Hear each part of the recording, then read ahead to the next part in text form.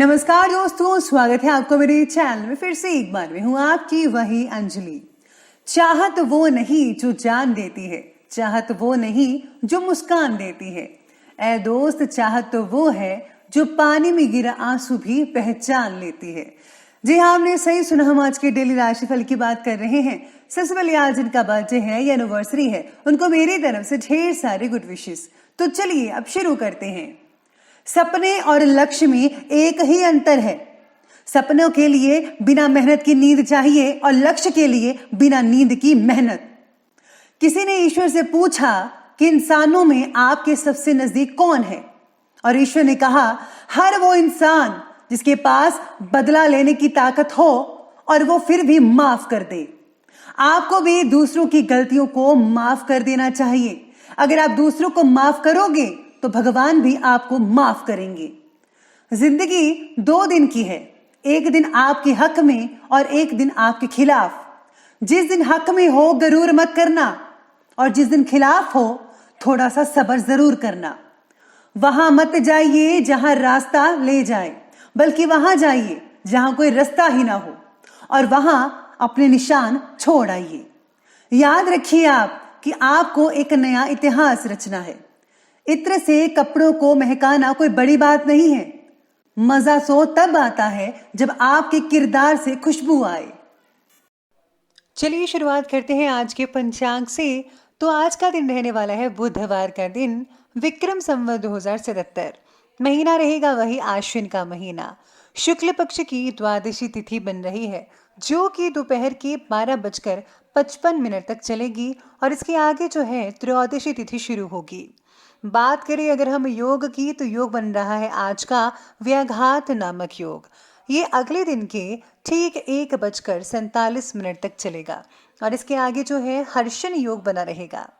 नक्षत्र की बात की जाए तो पूर्व भाद्रपद नक्षत्र है आज का, और ये सुबह के 9:11 तक चलेगा, और इसके आगे जो है उत्तरा भाद्रपद नक्षत्र बना रहेगा।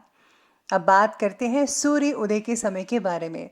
तो इसका जो टाइमिंग्स है वो रहेगी सुबह के ठीक 6:23 पर, और सूर्य अस्त का जो समय है वो बनने वाला है शाम के 5:38 पर। बात करते हैं अब चंद्र उदय के समय की, तो उसका टाइमिंग रहेगा 4:14 पर। चंद्र अस्त का टाइमिंग्स है अगले दिन के 4:18 पर। ऋतु रहेगी हेमंत ऋतु। चंद्र राशि रहेगी मीन राशि। अब बात करते हैं शुभ समय के बारे में। तो शुभ समय रहने वाला है सुबह के 10:41 से लेकर के ठीक 12:04 पर, और राहु काल का जो समय है वो रहेगा दोपहर के 12:04 से लेकर के 1:28 तक। याद रखिएगा कि राहु काल के समय कोई भी और किसी भी तरह का शुभ काम आपको नहीं करना है। तो चलिए अब जान लेते हैं आज के डेली राशिफल के बारे में। सबसे पहले मैं आपको बता दूं कि आज आपके लिए जो है भाग्यशाली जो रंग है वो रहने वाला है आज बादामी रंग, और जो भाग्यशाली जो अंक है यानी कि लकी नंबर वो नंबर 8 रहेगा आज के लिए। सितारे आपके बारे में कहते हैं कि आज आप काफ़ी प्रयास के बाद अपने काम में बदलाव और डिसिप्लिन लाने में कामयाब रहेंगे। जीवन में मिले अपयश का असर जो है थोड़ा बहुत आपके ऊपर रह सकता है, फिर भी आप प्रश्नों के जो सवाल हैं, उत्तर है, उसे ढूंढने का प्रयास जारी रखेंगे। आपको बहुत से सवालों का जवाब मिल सकता है आज के दिन। परिवार के साथ मतभेद हो सकता है, लेकिन आप में से बहुत ही कुछ कम लोगों का होगा। अपनी बात को समझा पाना मुश्किल हो सकता है आपके लिए, इसलिए आपको जो है वही बताना चाहिए, वही अपने शब्द प्रकट करने चाहिए, जिससे अगला जो इंसान है वो आसानी से आपको समझ सके कि आप क्या कहना चाहते हैं। अगर आपने अपनी बात स्पष्ट नहीं की तो बहुत ही दिक्कत हो सकती है, चाहे आप जिस भी फील्ड में काम करते हैं। आज समय और भाग्य आपके पक्ष में काम कर रहे हैं, ये बहुत ही बड़ी बात है। जिस भी काम में हाथ डालेंगे वो काम सुचारू रूप से संपन्न हो जाएगा, यानी कि कहा जाए तो लकी दिन है आपके लिए।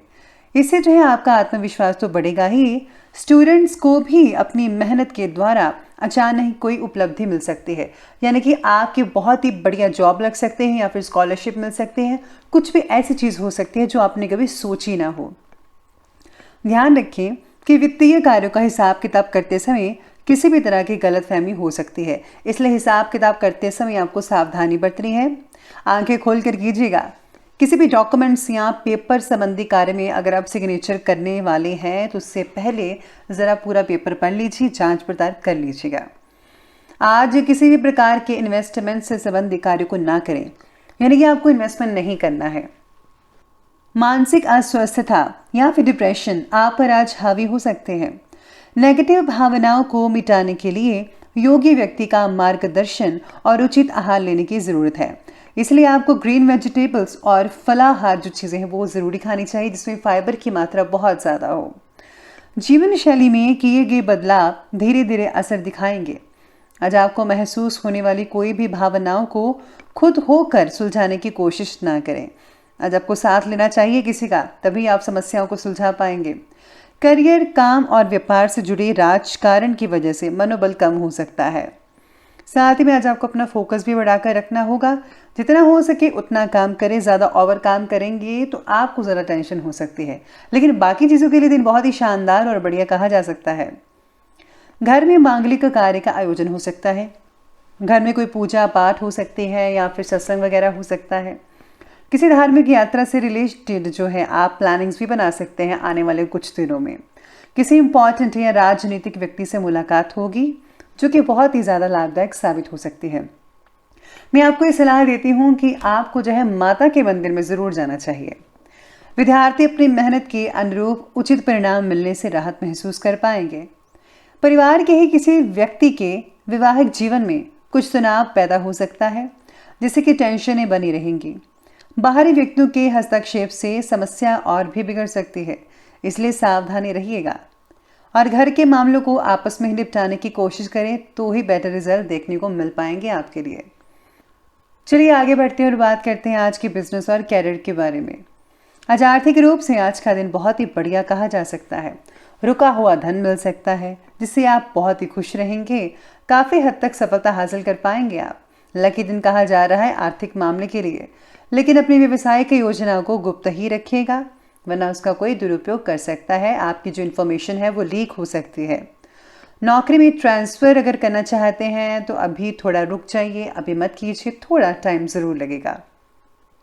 साथ में आज व्यापार में आपके बारे में कहा जा रहा है कि आज जो है काम और व्यापार से जुड़े जो काम है, आप कोई भी काम करते हैं तो आपका जो मनोबल है वो थोड़ा कम हो सकता है।